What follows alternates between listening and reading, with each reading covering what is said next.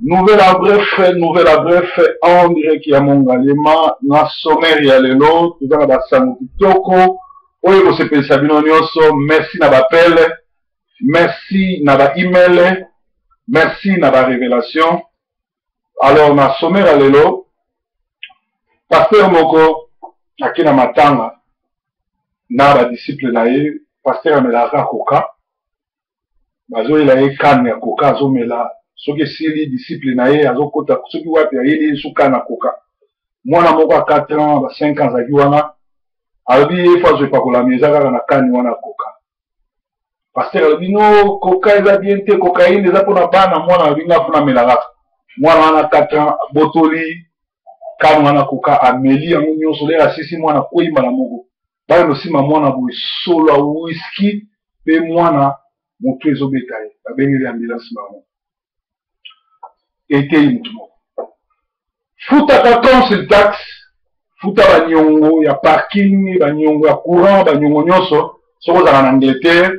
parce que Nicolas comme système, soko zo bima, ba contrôler ote. Na retour kaka leo zo kita na avion, ba zo contrôler na document, après ba contrôler soko za na banyongo. Soko futa ka taxe te kaka wana, ba oyi so futa. Soko ezate, uko oliambala, ba bomba yo mukepo okola. Breaking news, selon la demande de la bino, au lieu émission et chaque jour à minuit, parce que nous avons breaking news chaque lundi à samedi, nous avons breaking news, chaque lundi à samedi à 23h, c'est-à-dire émission à lobby et à 23h à l'élo. Le bandit à 23h est accompagné de nos journées mouvement. Alors dimanche, nous avons 100% évangile et c'est dans la révélation. Alors, breaking news à l'élo, bato Barclays va contacter nga, ils ont un ndeko moko, asambelaka na Bolton, na côté Manchester, mais musala na ye akendaka na banque wana Barclays, ba bic, oyo batiaka wana mpona ko remplir ba forme wana kotinda mbongo, ye azwaka yango ebele azotinda na mbandaka.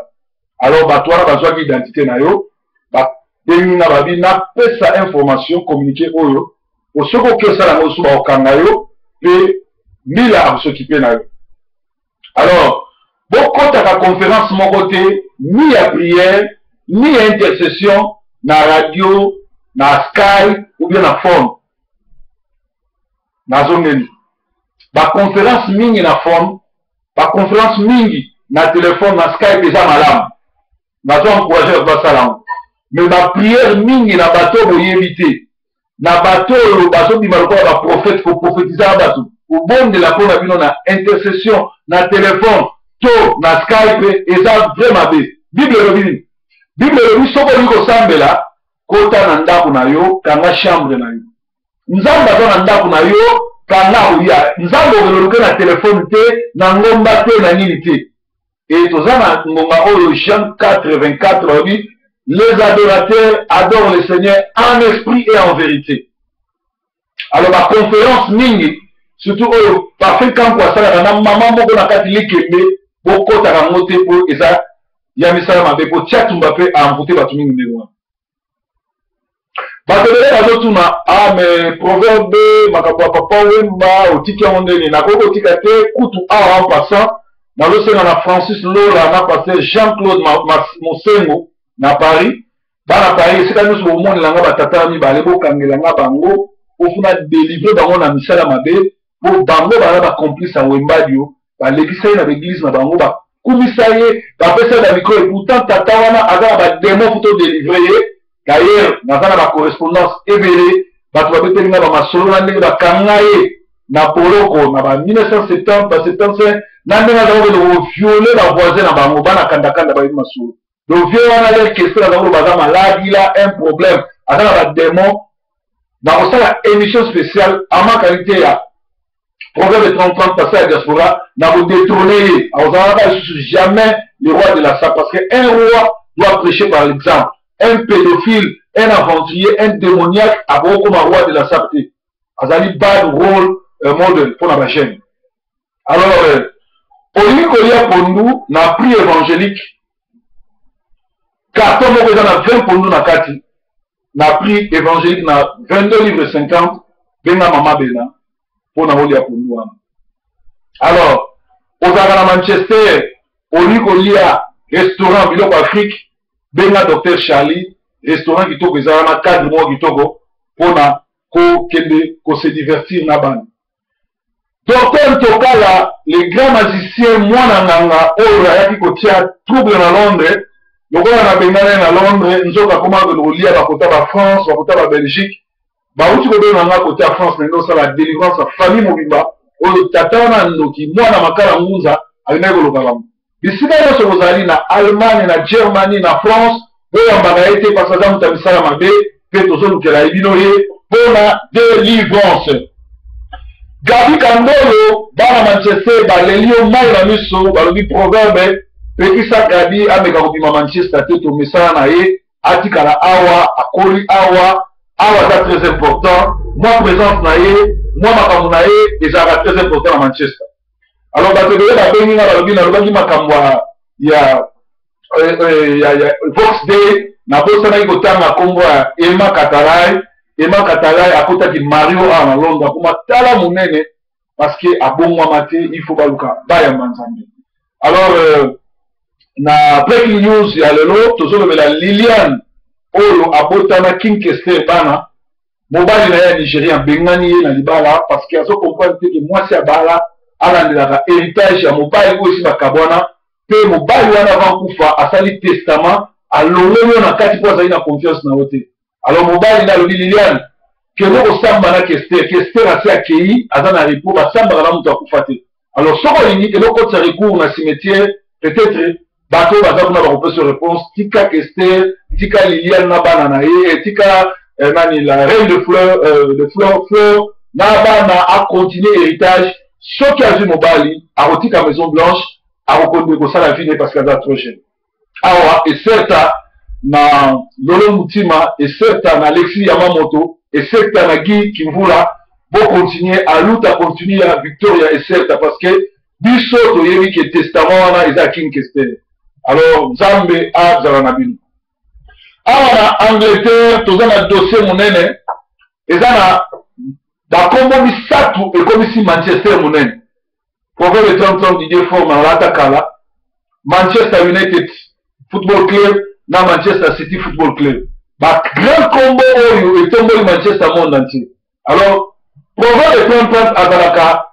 moto oyo l'homme le plus demandé de la terre, l'homme le plus recherché, l'homme le plus suivi. Soko okutani na ye senga autographe ve kanga ye photo. Mais soko yo na baloyenge ke omeka ye po beta lisolo eboyebana akorépondre yo te kutu soko kebi te okozwa délivrance en public. Olive Lembe kala mingi te ozala ewele parce que lobi akataki déjà motema ba réanimaki. Donc soka komi so na pokwa lelo mawa nzambe mawa mingi mpona ye parce que toyebisaki eke Rwanda baliaka ne fourchette molai ya komprenaki te azalaki na mobali na ye Eric Lenge likolo kaka ya lokoso ya basi likolo kaka ya bakishershe likolo kaka ya bamama oyo tobengi bablesse de guerre tala ndenge ki osukela ye lelo oyo poison na nzoto likolo ayokaki biso te. Alors soki kifiancé eleki inane bobalani te eza soki fiançailles te bokoma deja kimakambo. Awa coup de chapeau na Kulutu Lutumba prophète alobi boye masi alobi soki mobali to mwasi alembeli kosalela moninga na ezuwa libala ekomi ya provisoire ete ya bino. Proverbe azalaka thermomètre soki omoni mwasi amoni proverbe azolinga opesa moto te azokima azolinga osantiri ete aza na biloko mibale ou azala bademon fo aleka na délivrance ou azalaka makangu ya paster esikaki na osambela. Alors pataka bongo na mwasi na ye oyo ya la puissance balendaka kosimba biloko na saka yonsa mpo bazwa succès biloko wana epesa bango retour lelo mwasi hospitalize ye pasiteka bongo mutu ekoma kobeta ye. Alors paster Willy soki bozokoka kokamba la puissance te botika makambo église bozongela mosala boza kosala parce que tomoni bokomi koutilize bienvenu songisongi oyo mokolo ya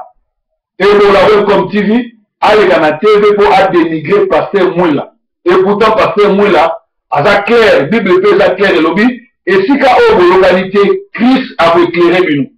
ngai na ndimaka dîme kofuta dîme eza mpona bien na yo kofuta dîme eza mpo eprotege na bien na yo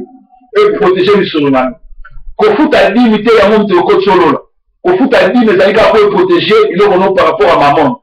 alors ye aye na révélation na lui kofuta dîme te nga so tokutani na ye tokobeta masolo oyo koma kodelivre bato koma koyambisa bato yesu koma kolibere kongo kote oyo ye aza na révélation na oyo nga naza nango tokobeta yango te mpo toya kokabwana elobi te ke soki moto alobi kopesa dîme te azali antichrist non antichrist ezali mosala oyo bienvenu azosala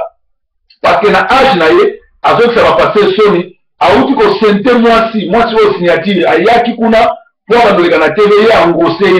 ye abengani alingaki abengana mwasi ne na ndako natali akotole ndako mpe lokola akokaka ngai te na ekanga azobanga sikoyo kokretien biso yango akomonela paster mwila mpo ayebi ke paster mwila alobaka te donc bato sikoyo bazotuna signature ayeki kaka koluka zemi na tv to ayeki koluka makambo mpo banda wana amonanaka su na tv te alors ezali mawa mingi alors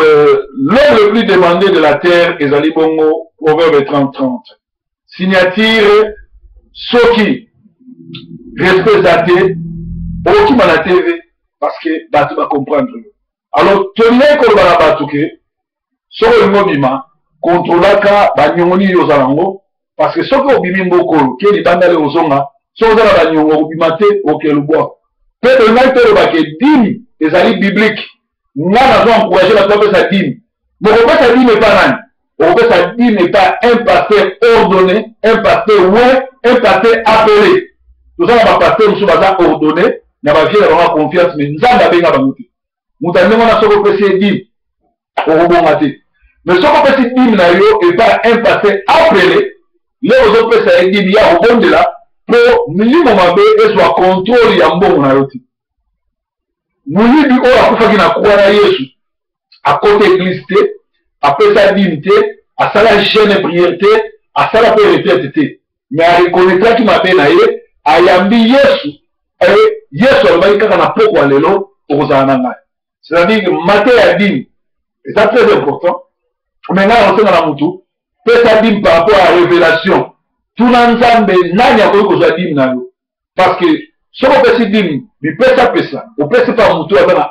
biloko ya nzambe te ana eloko ya nzambe te na kati na yo ekozala mabe mingi mpo na bomoi na yo alors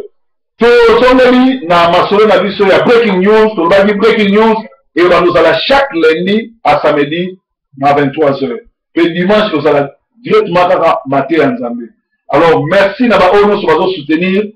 baoyo bazobenga baoyo baemail nga na baoyo bazotia contribution mpo na radio na biso oyo ekobanda na internet